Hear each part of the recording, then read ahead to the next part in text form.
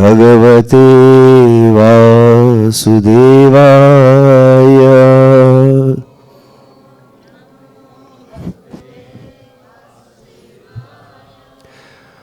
ओम नमो भगवते वासुदेवाय।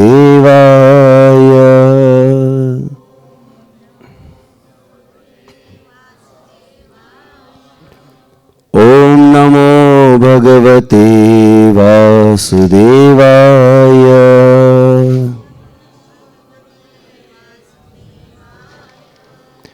नारायणं नमस्कृत्यं नरं चैव नरोत्तमं देवीं सरस्वतीं व्यासं ततो जयमुदीरयेत्।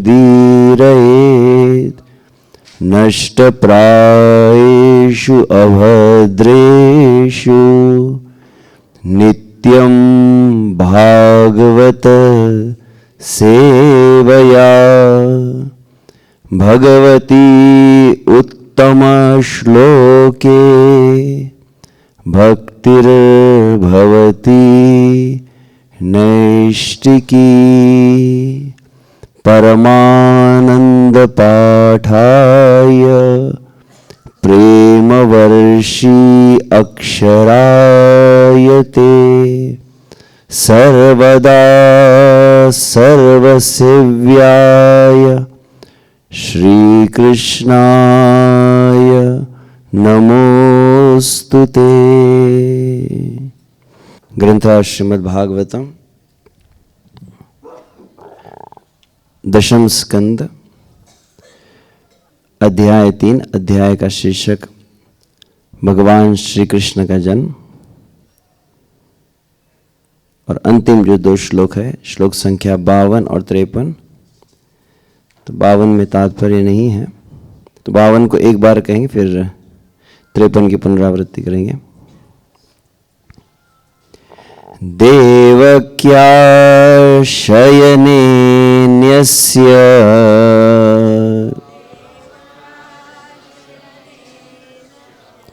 वसुदेवोऽथ दारिकाम्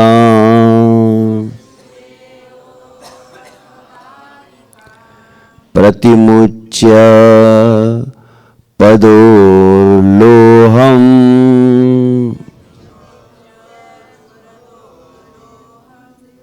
आस्ते पूर्ववदावृत।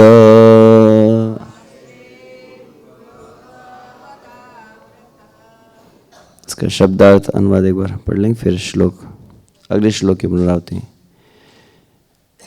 देवक्या देवकी के शयने बिस्तर पर न्यस्य रखकर वसुदेव ने अथ इस प्रकार दारिकां लड़की को प्रतिमुच्य पुनः पहनकर पदोह लोहम पावों की बेड़िया आस्ते हो गए पूर्ववत पहले की ही तरह आवृत्त बंधे हुए। अनुवाद। वसुदेव ने लड़की को देवकी के पलंग पर रख दिया और अपने पांवों में बेड़िया पहन ली और पहले की ही तरह बन गए। श्लोक संख्या 53। यशोदानंद पत्नी च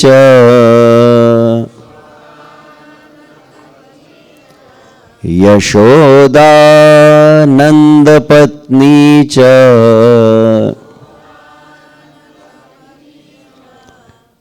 जातं परमबुध्यत जातं परमबुध्यत न तन्लिंगं परिश्रान्ता न तन्लिंगं परिश्रान्ता निद्रयापगतस्मृति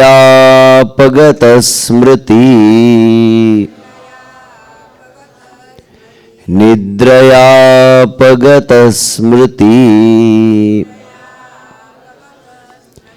यशोदानन्दपत्नी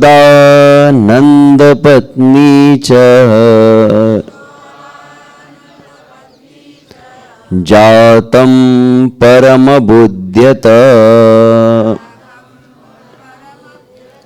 न तन्लिंगं परिश्रान्ता निद्रयापगतस्मृति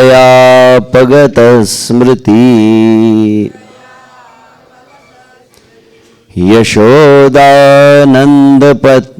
च जातं परमबुध्यत न तन्लिंगं परिश्रान्ता निद्रयापगतस्मृति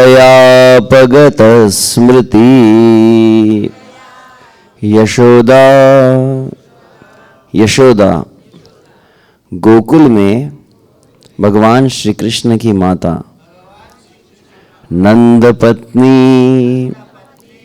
नंद महाराज की पत्नी च भी जातम उत्पन्न शिशु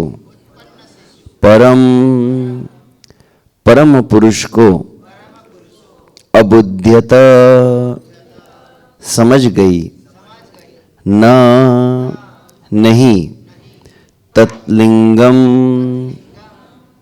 कि बालक नर है या मादा परिश्रांता अत्याधिक श्रम के कारण निद्रया नींद के वशीभूत अपगत स्मृति चेतना खोकर। अनुवाद तात्पर्य कृष्ण कृपाश्रमूर्ति अभय चरणारविंद भक्ति वेदांत स्वामी शिल प्रभुपाद द्वारा शिल प्रभुपाद की जय। अनुवाद शिशु जनने के श्रम से थककर यशोदा नींद के वशीभूत हो गई और यह नहीं समझ पाई कि उन्हें लड़का हुआ है या लड़की। तात्पर्य नंद महाराज तथा वसुदेव घनिष्ठ मित्र थे तथा उनकी पत्नियां यशोदा तथा देवकी भी घनिष्ठ मित्र थी।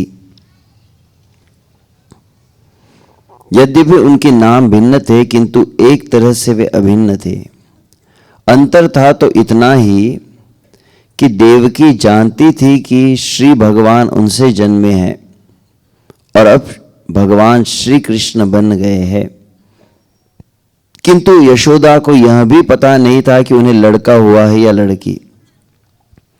यशोदा इतनी उन्नत भक्त थी कि उन्होंने भगवान श्री कृष्ण को कभी पूर्ण पुरुषोत्तम भगवान करके माना ही नहीं।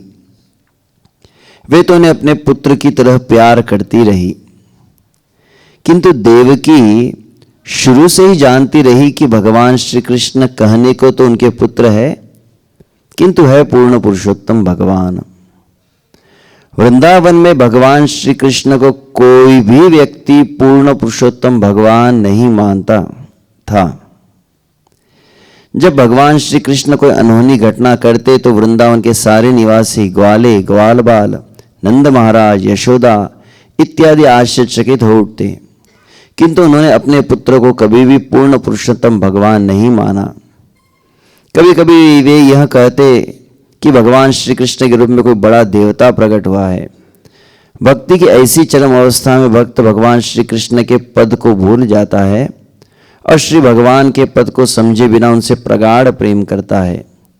यह केवल भक्ति कहलाती है और ज्ञान तथा ज्ञानमयी भक्ति अवस्थाओं से भिन्न होती है। इस तरह श्रीमद् भागवत के दशम स्कंद के अंतर्गत भगवान श्री कृष्ण के का जन्म नामक तीसरे अध्याय के भक्तिवेदांत तात्पर्य पूर्ण हुआ। ॐ अज्ञानतिमिरन्धस्य ज्ञानाञ्जनशलाकया चक्षुरुन्मिलितं येन तस्मै श्रीगुरुवे नमः। श्रीचैतन्यमनोभीष्टं स्थापितं येन भूतले स्वयं रूपकदा मह्यं ददाति स्वपदान्तिकम्।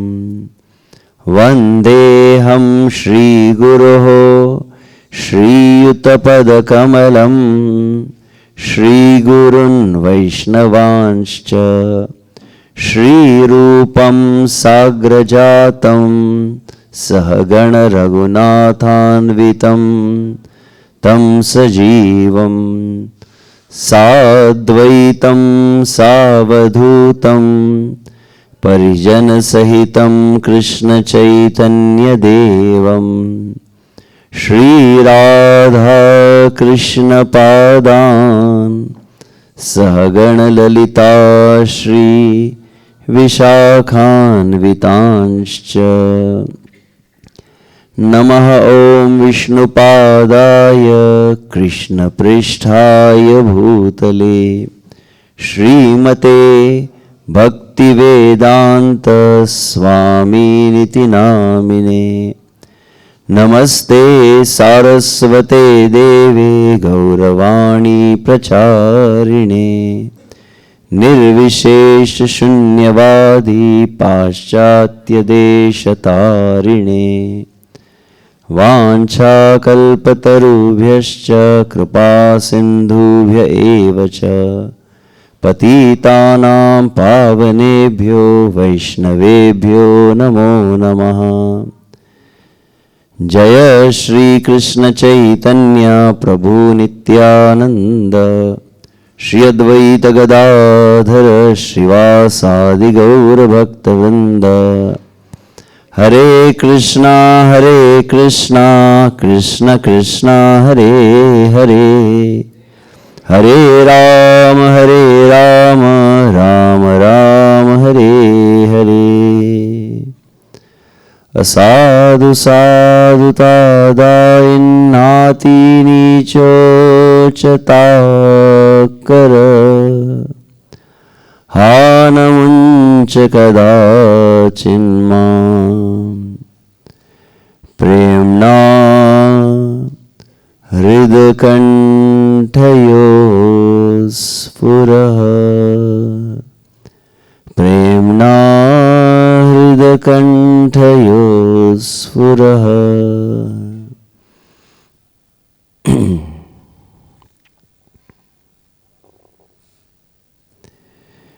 यशोदानंद पत्नी च जातं परमबुध्यत नतनलिंगम परिश्रांता निद्रयापगत स्मृति।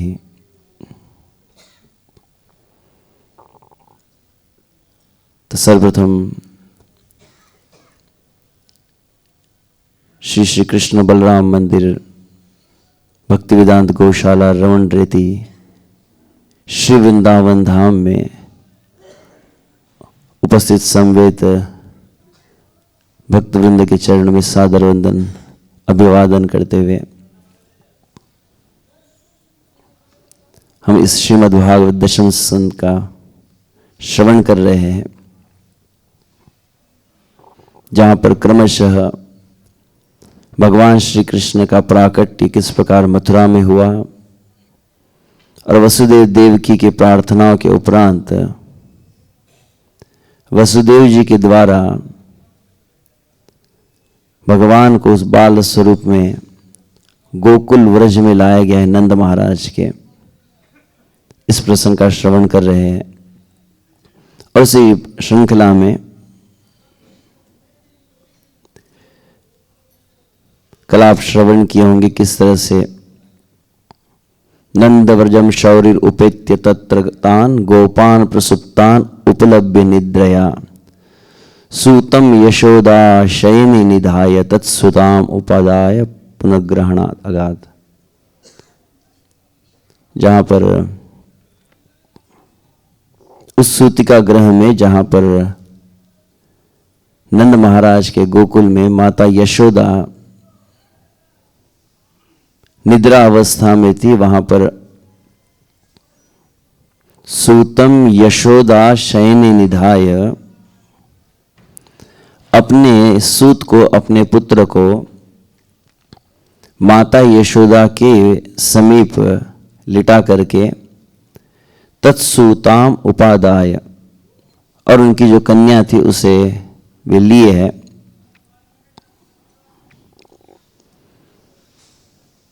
तो साधारण तौर पर यह भगवान श्री कृष्ण की प्रकट लीला साधारण अर्थ के साथ जहाँ पर संसारी जन समझते हैं, तो मान्यता यही होती है कि भगवान श्री कृष्ण मथुरा में प्रकट हुए हैं। परंतु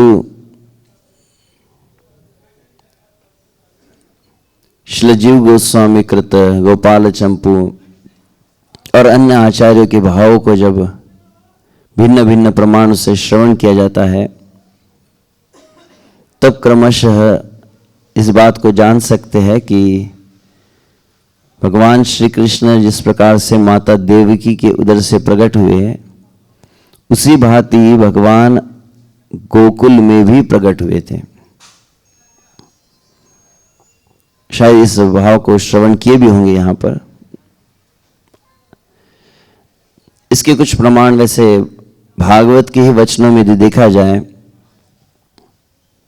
तो ये अब अगला अध्याय आएगा जहां पर उसमें भी आप अगर देखते हैं चतुर्थ अध्याय में, जब वसुदेव जी उस कन्या को लेकर गए और कंस ने उस कन्या को जैसे मारने का प्रयास किया है, तो वह कन्या वसुदेव जी के हाथों से जब निकल गई है और अष्टभुजा जब रूप को प्रकट की है, तो बतलाया जाता है अदृश्यतानुजा विष्णु सायुधा अष्टमहाभुजा। तो ये सरल से संस्कृत शब्दों का अर्थ समझ सकते हैं, जहां पर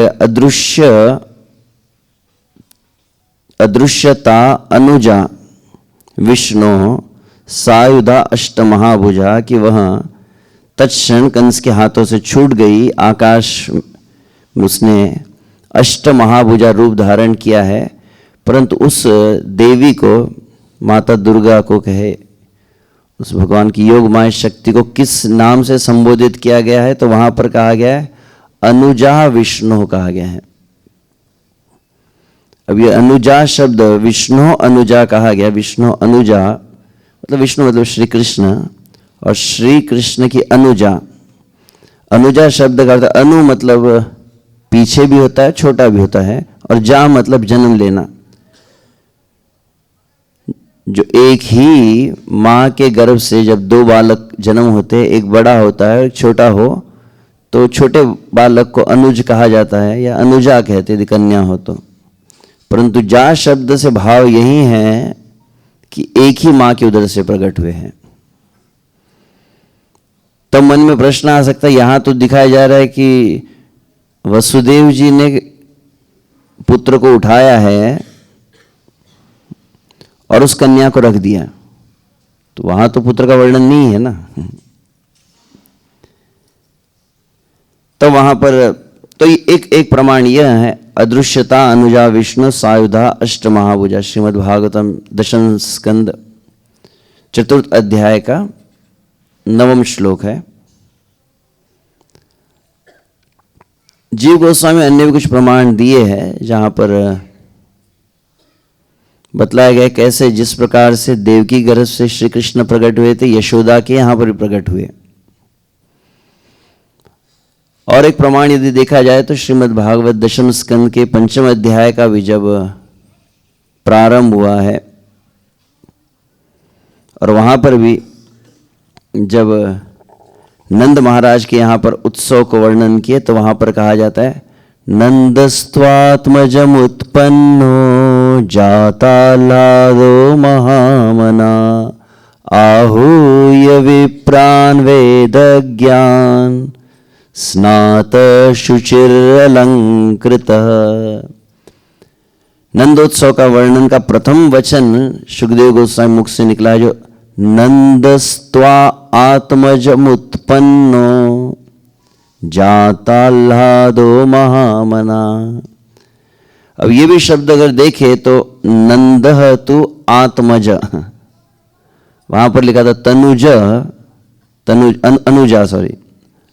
अनुजा विष्णु श्री कृष्ण की छोटी बहन है, यह देवी जो प्रकट हुई है। अब छोटी बहन है, इसका मतलब अगर दो भिन्न भिन्न माताओं से दो भिन्न भिन्न अगर बालक जन्म ले तो उनको फिर अनुजा नहीं कहा जा सकता। तो यह भी एक संकेत है कि यशोदा के यहाँ प्रकट हुए। दूसरा श्लोक जो मैं कह रहा हूं, नंदस्तु आत्मज उत्पन्न, उत्पन्न शब्द है आत्मज, आत्म का एक अर्थ देह, तो देह से जन्म, जो अपनी ही देह से जन्मा अपना जो पुत्र होता है उसको आत्मज कहा जाता है। तो आत्मज उत्पन्न जाता आह्लाद, और वास्तविक श्री कृष्ण ने ही आनंद का घनीभूत स्वरूप, जिसे हम नंद के आनंद भयो कहते हैं, वे प्रकट हुए हैं। और ऐसे कई, न खलु गोपिका नंदनो भवान अखिल देहि नाम अंतरात्मदृक्।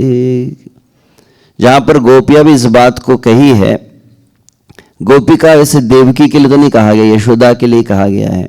न खलु गोपिका नंदन, आप केवल यशोदा नंदन ही नहीं है, समस्त देहधारियों के साथ भी आपका अपनापन वैसे ही है। तो यहां पर भी संकेत है। और कहा जाए तो जयति तेधिकं जन्मना व्रजाश्रयत इंदिरा शश्वदत्र ही, ये भी एक पुनः जहां पर शब्द स्पष्ट है, जन्मना व्रजा, जयति ते अधिकम, यह व्रज अधिक समृद्धिवान को प्राप्त हो रहा है, लक्ष्मी आदि के ऐश्वर्य से संपन्न हो रहा है। और वास्तविक धन जो है, लक्ष्मी जब कहा गया, इसका एक भाव यह भी है, वास्तविक लक्ष्मी कौन सी है, तो भगवान श्री चैतन्य महाप्रभु के शब्दों में कहा जाए तो प्रेम धन विना व्यर्थ दरिद्र जीवना। श्री चैतन्य महाप्रभु कहे हैं इस बात को, इस संसार की सर्वोच्च उपलब्धि जो है, संसार की सर्वोच्च संपत्ति धन कौन सा है, तो कहते श्री कृष्ण का प्रेम ही है।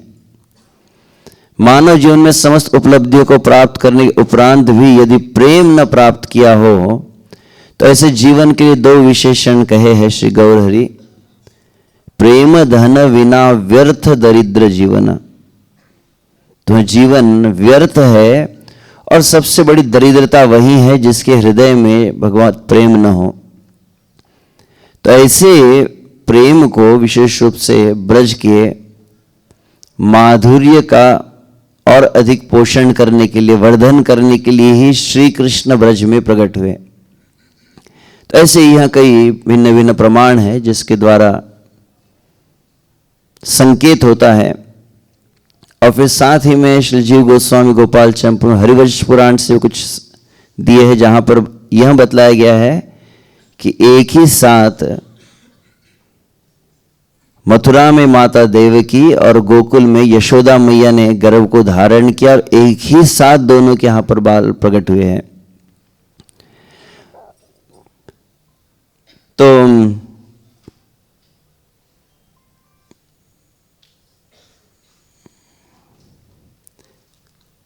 कुछ शब्दों के विषय से यहां पर आज के श्लोक में श्रीमद् भागवत दशम स्कंद तृतीय अध्याय के अंत में श्री सुखदेव गोस्वामी के मुखारविंद से भगवान श्री कृष्ण की माता यशोदा मैया के नाम को उच्चारित किया गया है,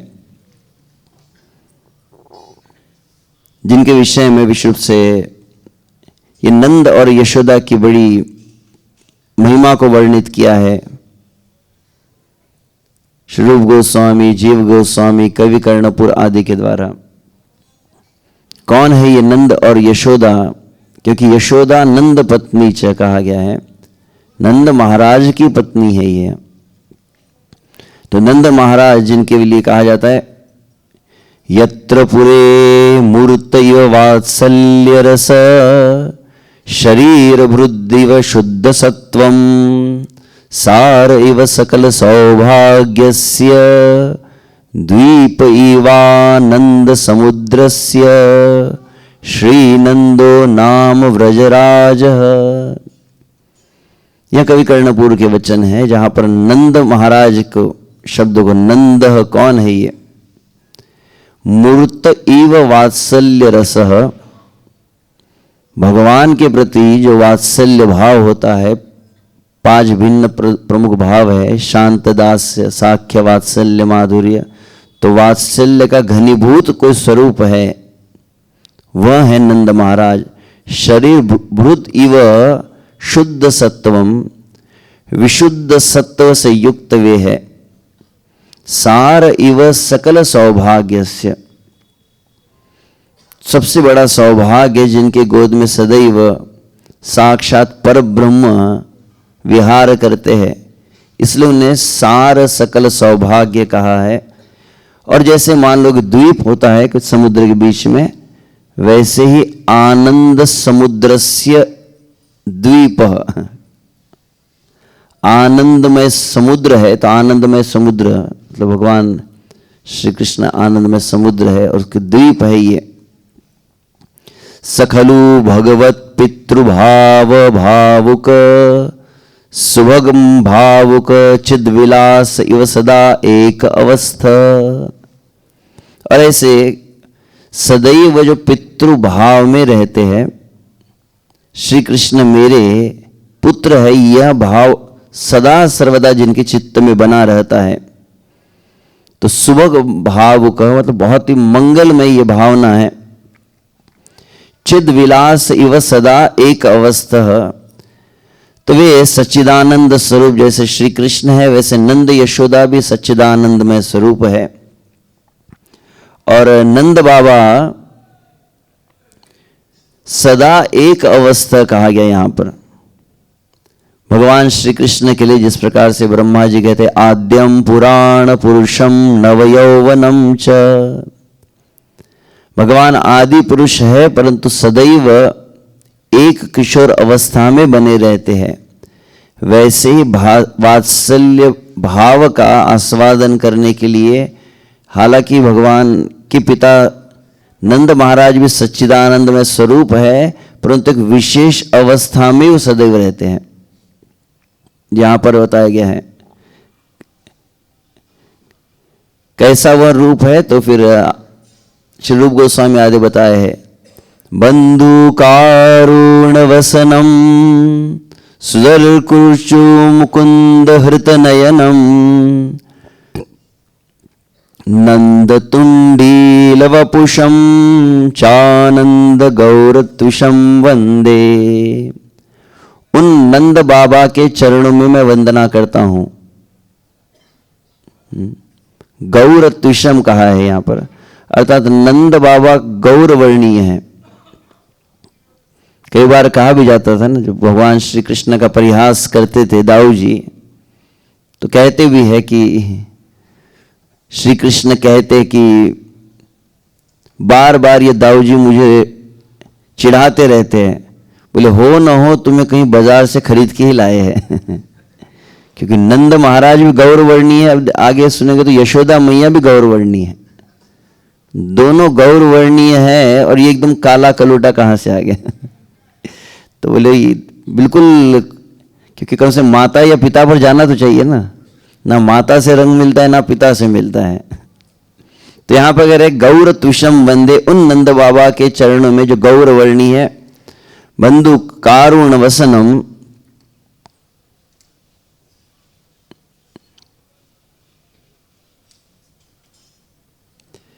सुदर कुर्चुम मुकुंद हृत नयनम। तो बहुत सुंदर कवि कर्णपुर का है। जैसे क्या होता है, तिल होता है ना काला तिल होता है, और चावल के साथ में तिल को मिला दिया जाए, सब ब्लैक एंड व्हाइट हो जाएगा। तिल है काला और उसमें तंडुल कहा गया, तंडुल मतलब चावल, तो चावल और तिल को मिला देंगे, ऐसी है नंद बाबा की दाढ़ी, इसको कहते ब्लैक एंड व्हाइट कह सकते हैं।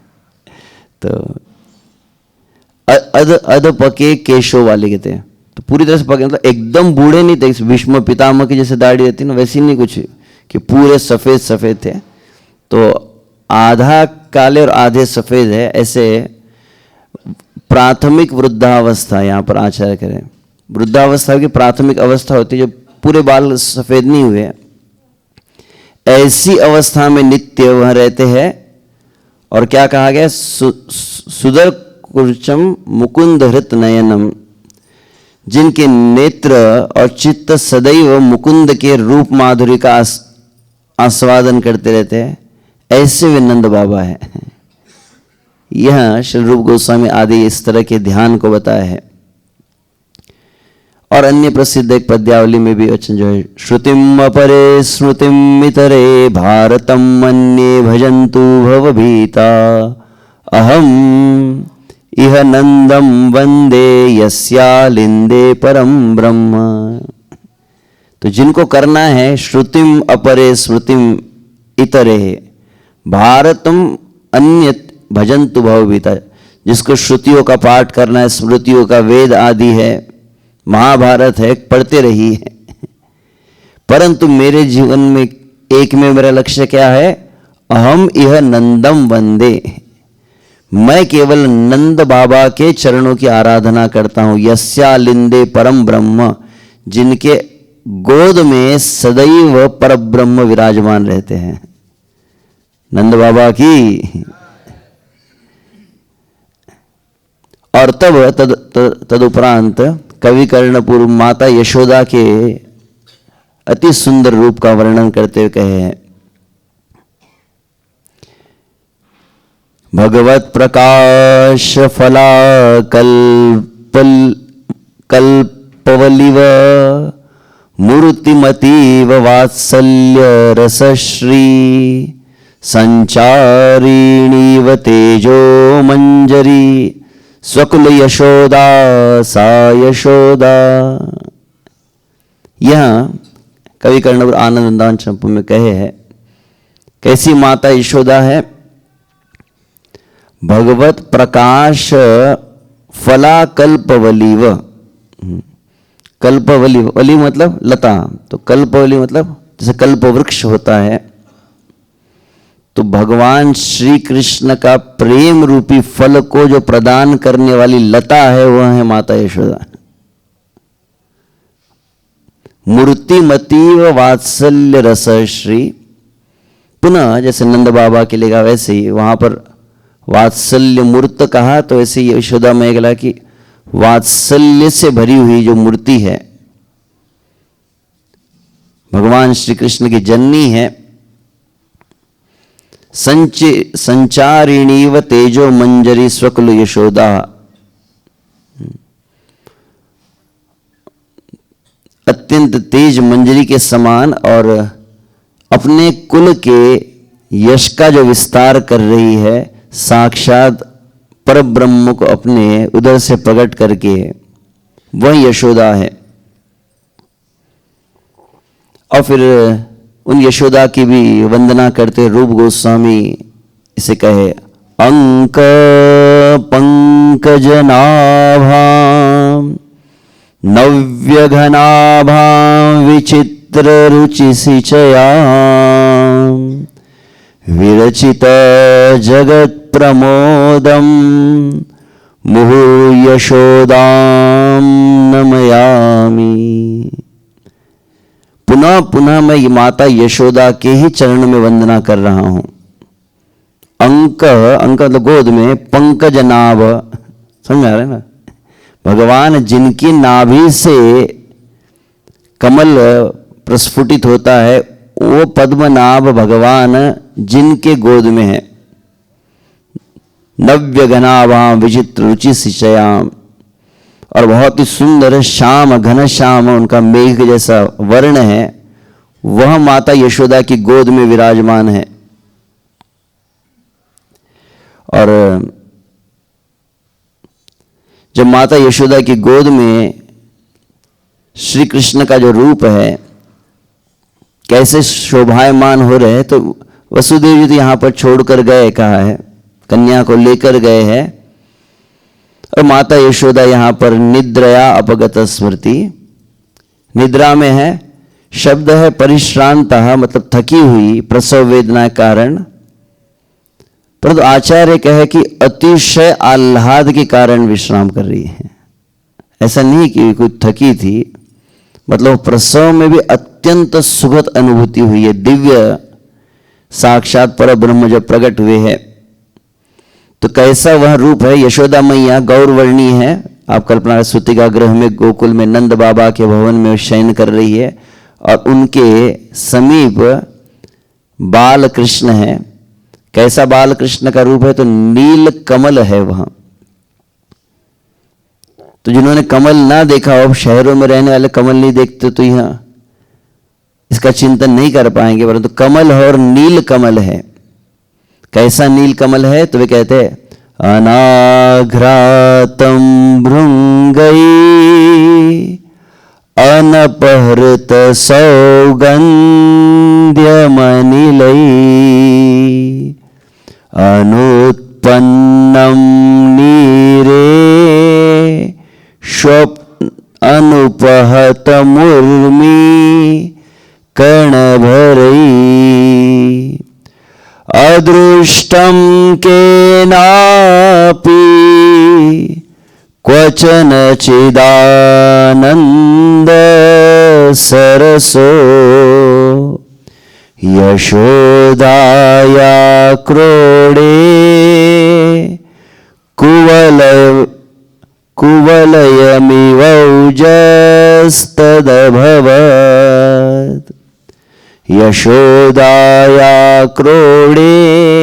तो माता यशोदा के क्रोडे मतलब गोद में, माता यशोदा की गोद कैसी लग रही है कवि कर्णपुर को, जैसे बहुत सुंदर कोई सरोवर है,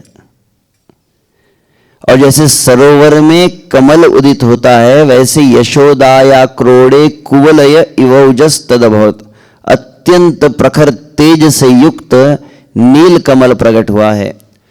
अब कमल के कौन कौन से गुण होते हैं, जब आप कमल को देखें तो सबसे पहले क्या चीज होती है, वहां पर आप भ्रमर आदि को देखते हैं। भ्रमर क्या करते हैं, उस कमल के अंदर के पराग का आस्वादन करते हैं।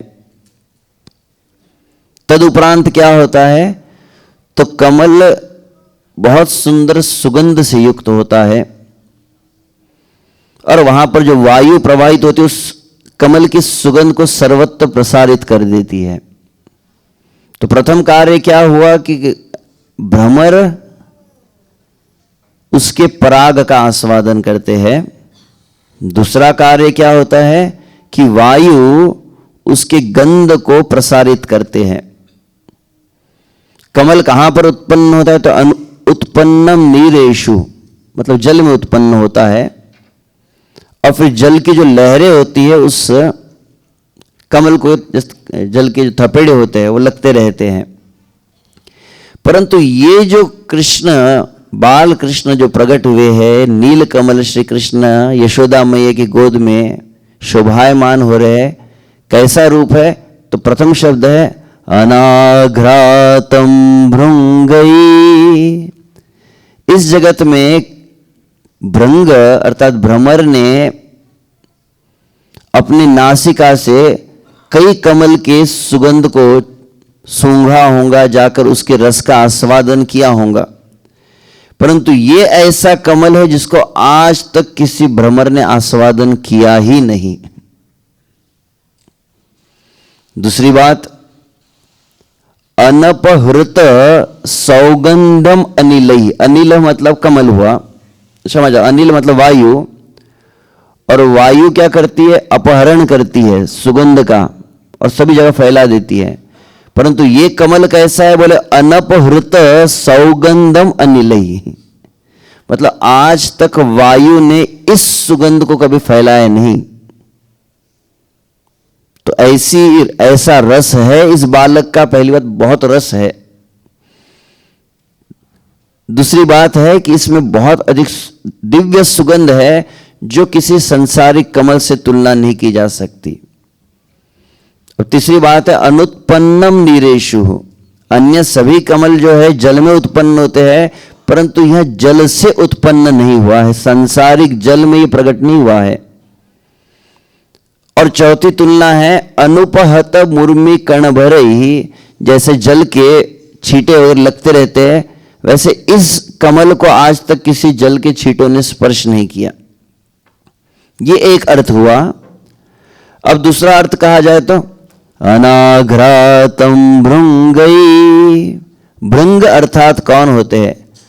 सरल शब्दों में कहा जाए, भृंग मतलब जो भजनानंदी भक्त होते हैं, जो भगवान के नाम रूप गुण लीला आदि का सदैव रस आस्वादन करते हैं। तो अनाघ्रात भृंगई मतलब भगवान के कई भक्त हुए, नारद, ध्रुव, प्रहलाद आदि, जिन्होंने भगवान के कई अवतारों को, कई रूपों का आस्वादन किया होगा।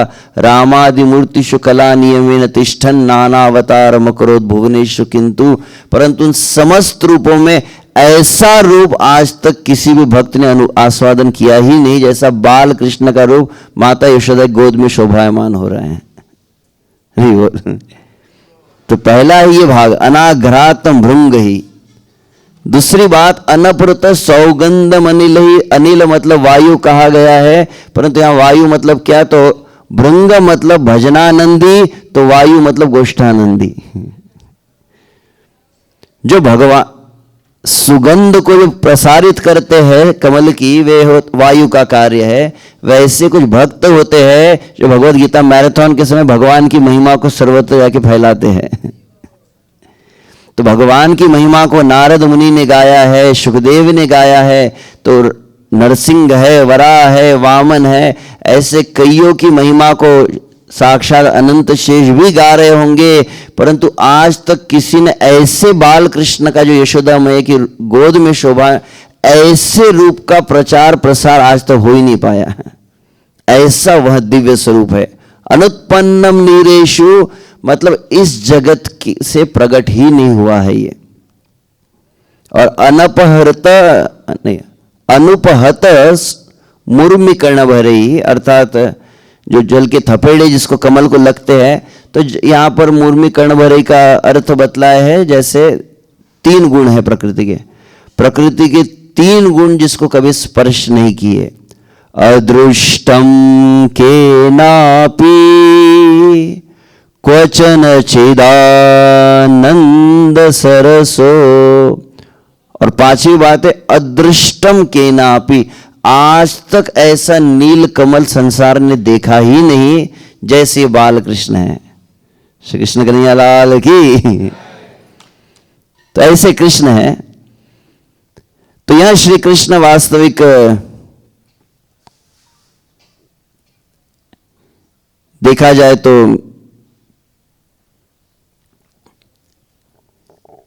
इस विस्तार में कथा है, इसको जीव गोस्वामी बतलाए कैसे नंद बाबा यशोदा के यहां पर भी श्री कृष्ण प्रकट हुए थे, किस तरह से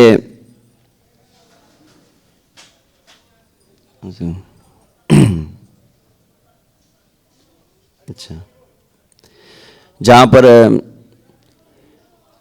एक समय तो पहले तो नंद बाबा यशोदा के चित्त में कई वर्षों तक उन्हें पुत्र प्राप्ति नहीं हुई।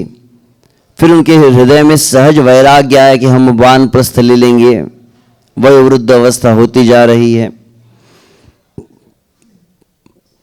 परंतु एक समय फिर बतलाया जाता है कि उनके अचानक एक समय जब नंद बाबा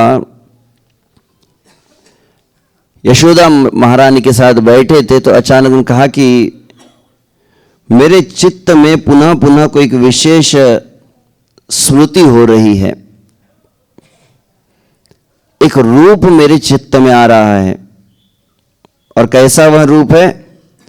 श्याम चंचल चारु दीर्घ नयनो बालस्तवांग अङ्कस्थले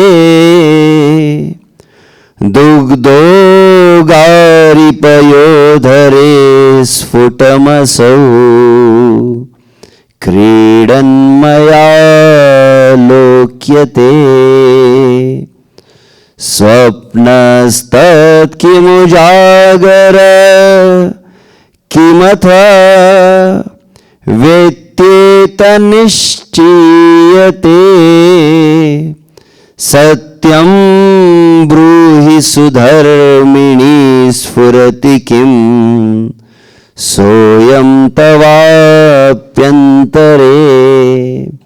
नंद बाबा क्या कह रहे, हे यशोदे, सत्यम ब्रूहि सुधर्मिणी, हे मेरी सुधर्मिणी, सत्यम ब्रूहि, सच सच बताना। मेरे मन में एक बार बार जागृत अवस्था में हो या स्वप्न अवस्था में हो, निद्रा में हो, एक ही रूप बार बार आ रहा है। कैसा है? बोले श्यामा चंचल चारु दीर्घ नयन। एक अत्यंत नन्हा सा शिशु है जो श्याम वर्णीय है। और क्या रूप है? श्याम चंचल चारु दीर्घ नयन। बहुत बड़े बड़े कमल सदृश नेत्र है और उन नेत्रों में बहुत चंचलता है। और बालक क्या कर रहा है? श्यामा चंचल चारु दीर्घ नयनो बालस तव अंकस्थले, और वो तुम्हारी गोद में खेलते हुए मुझे दिखाई दे रहा है। ऐसा मुझे लग रहा है। जब अभी वानप्रस्थ का मन में विचार आ गया था तो अचानक बालक दिखने लग गया। और क्या कर रहा है? दुग्धो गारिपयोधरे स्फुटमसौ क्रीडन्मया लोक्यते। और निरंतर तुम्हारे स्तनों से दुग्ध प्रवाहित हो रहा है, जिसको पान कर रहा है। और इतना अधिक दुग्ध बहता है, वहां पर कहा भी गया है, जब श्री कृष्ण को यशोदा मैया दुग्ध पान कराती है तो इतना अधिक दुग्ध निकलता है, पयो वर्षति धारावि वर्षावन मेदुरश्रिय तस्या पयोधरे सुष्टु कृष्ण शाश्व चातकताम गतः। ये जीव गोस्वामी के वचन गोपाल चंपू में वो कहते पयो वर्षति धारावि। श्री कृष्ण को केवल चित्त में आने मात्र से यशोदा मैया के दोनों ही स्तनों से दुग्ध की जैसे वर्षा होती है वैसे धाराएं प्रवाहित होने लगती है। पयो वर्षति धारावि वर्षावन में दुरश्रिय। तो यशोदा मैया के पयोधर से जब वहां दुग्ध की धाराएं बहती है, ऐसी वृष्टि होती है और श्री कृष्ण उसको फिर धारण करते हैं। तस्य पयोधरिस, और बहुत ही पेट भरकर धारण करते हैं। कैसे लग रहे हैं श्री कृष्ण? कृष्णश्चातकताम गतः। जिस प्रकार से चातक पक्षी जो है मेघ के बूंदों को धारण करता है, वैसे बाल कृष्ण यशोदा मैया के दुग्ध का धारण करते हैं। जैसे चातक कभी तृप्त नहीं होता है, वैसे ही यशोदा मैया के दुग्ध का कभी अंत नहीं होता और श्री कृष्ण की कभी तृप्ति नहीं होती। इसीलिए तो वो दूध परेशान हो गया था पद्मगंधा गाय का। तो नंद बाबा इसी बात को कह रहे हैं कि मैं देख रहा हूं कि बालक तुम्हारी गोद में है, दुग्ध पी रहा है और दुग्ध के छींटे जो है पुरुष के वस्त्र पर, शरीर पर फैल रहे हैं। तो यही रूप मुझे बार बार दिख रहा है, क्या तुम्हें दिखता है क्या? और तो अचानक यशोदा मैया दिव्य स्मित हास्य उनके मुखमंडल पर आया और कहा कि आपको जैसा दिख रहा है बिल्कुल मुझे वैसे ही दिख रहा है, परंतु लज्जावश मैं कह नहीं पा रही हूं। और तब फिर विस्तार से कथा है, अभी तो मैं कल संक्षिप्त में समय हो चुका है। अच्छा, तो वहां पर कैसे 1 वर्ष तक शुद्ध एकादशी का व्रत आदि किया गया, फिर पौर्णमासी के द्वारा घोषणा हुई है कि पुत्र होगा। और ऐसे कई आगे भी वर्णन आता है, जैसे जब माता यशोदा ने गर्भ को धारण किया है तब पुनः वर्णन जीव गोस्वामी किए गोपाल चंपू में कि अचानक वसुदेव जी बैठे हैं, माता यशोदा बैठी है और दोनों के चित्त में अचानक एक भावना प्रकट हुई। क्या देखा? अत्यंत सुंदर कोई स्वर्ण पुतलिका है। यह स्वर्ण पुतलिका नंद बाबा के चित्त में प्रकट हुई है। कैसी वह स्वर्ण पुतलिका है? जिस स्वर्ण पुतलिका के हाथों में नील को एकदम तेजोमय कमल भी है। तो स्वर्ण पुतलिका मतलब योग माया और नील कमल श्री कृष्ण है। और दोनों फिर वसुदेव जी, क्षमा चाहता हूं, नंद बाबा के चित्त से माता यशोदा के चित्त में आए हैं। और नील कमल जो वो तो चित्त में, हृदय में ही रह गया, और जो स्वर्ण पुतलिका वो उदर में, गर्भ में प्रवेश कर गई। दोनों ने एक साथ इस रूप को देखा ऐसा। और वहीं आगे चलकर फिर श्री कृष्ण योग माया के रूप में प्रकट हुए हैं यशोदा मैया के यहां पर। तो आप देखें इसके पूर्व वर्णन था कि माता देवकी के यहां पर कौन प्रकट हुए थे? तम अद्भुतम बालकम अम्बुजेक्षणम चतुर्भुजम शंख गदा युधायुधम। सुखदेव जी वर्णन किए चतुर्भुज श्री कृष्ण प्रकट हुए थे। फिर माता वसुदेव जी ने प्रार्थना की, देवकी माता भी प्रार्थना की, तदुपरांत चतुर्भुज से द्विभुज आ गए, ऐसा वर्णन है। तो प्रश्न आ सके इसके मन में कि इसका अर्थ क्या चतुर्भुज मूल है फिर उससे द्विभुज आया है? तो आचार्य ने कहते ऐसा कभी हो नहीं सकता। मूल जो है, आदि जो है द्विभुज है, द्विभुज से चतुर्भुज आ सकता है, षडभुज, अष्टभुज, सहस्त्रभुजा आ सकते हैं, परंतु चतुर्भुज से द्विभुज नहीं आ सकता है। तो चतुर्भुज रूप में श्री कृष्ण प्रकट हुए तो फिर द्विभुज कैसे हुए? तब जीव गोस्वामी उसको बतलाए हैं कि जैसे योग माया ने क्या किया था, माता देवकी के गर्भ से, माता देवकी के उदर से बलदाव जी को रोहिणी के गर्भ में लेकर स्थानांतरित किए थे। उसी भांति जब चतुर्भुज कृष्ण यहां प्रकट हुए हैं और बाल कृष्ण और योग माया एक साथ यशोदा मैया के ऊपर प्रकट हुई है। जीव गोस्वामी बहुत सुंदर कहते हैं कि जब श्री कृष्ण प्रकट हुए तो सबसे प्रथम दर्शन किसने किया है? तो बोले योग माया ने दर्शन किया अपने भाई का। क्योंकि यशोदा मैया तो सो रही थी, पूरा ब्रज सो रहा था, तो कौन थी? बोले योग माया थी जिन्होंने पहला दर्शन किया। और तब उस समय योग माया ने क्या किया, उन श्री कृष्ण का, जो यशोदा मैया के यहाँ पर कृष्ण थे और योग माया थी, तो उसी को तत्क्षण वो वहां से लेकर गई। कहां पर लेकर गई? जहां पर माता देवकी के यहाँ पर चतुर्भुज प्रकट हुए थे, और चतुर्भुज में ही गोकुल के श्री कृष्ण प्रवेश कर गए। ये जीव गोस्वामी कहते हैं। क्योंकि प्रश्न आ सकता है कि वसुदेव जी ने देखा ही नहीं था ना, तो कैसे हम कह सकते कि यशोदा के यहां से प्रकट हुआ था? तो यशोदा श्री कृष्ण जाकर उस वसुदेव श्री कृष्ण में प्रवेश कर गए, और फिर जो द्विभुज रूप प्रकट हुआ है वो द्विभुज रूप गोकुल कृष्ण, वृंदावन कृष्ण ही थे। वसुदेव कृष्ण तो चतुर्भुज थे, और फिर वहां गोकुल में पुनः आए हैं लौटकर। इस तरह से यह वर्णन किया गया। तो ऐसे नंद बाबा और माता यशोदा के यहाँ पर जब प्रकट होता, आगे आप इसको विस्तार से सुनेंगे काफी कुछ। तो यशोदा मैया, अभी तक तो यशोदा मैया निद्रा में ही है, तो अभी आंख मैंने खुलने नहीं लगाई है। यशोदा मैया ने जो पहला दर्शन किया, जैसे दर्शन आरती होती है ना, तो प्रथम दर्शन जब माता यशोदा ने किया है उसको कवि कर्ण पर विस्तार से बताया। तो वहां आगे होगा, अभी तो नंदोत्सव जब प्रारंभ होगा एक अध्याय के उपरांत, बीच में एक अध्याय में कंस के प्रसंग का वर्णन किया जाएगा, चतुर्थ अध्याय में।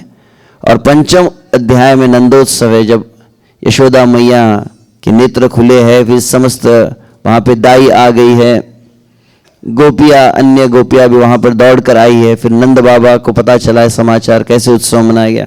तो उस समय यशोदा ने जो रूप को देखा, यशोदा मैया ने कैसे श्री कृष्ण के प्रति अपने वात्सल्य को प्रकाशित किया, उसको बहुत विस्तार से वहां वर्णन किया गया है। हरे कृष्णा कृष्ण कृष्णा हरे हरे, हरे राम राम राम हरे हरे। ग्रंथराज श्रीमद् भागवतम की, अनंत कोटि वैष्णवृंद की, यशोदा मैया की, नंद बाबा की, बाल कृष्ण लाल की, जगत गुरु श्रील प्रभुपाद की, निताय गौर प्रेमानंदे।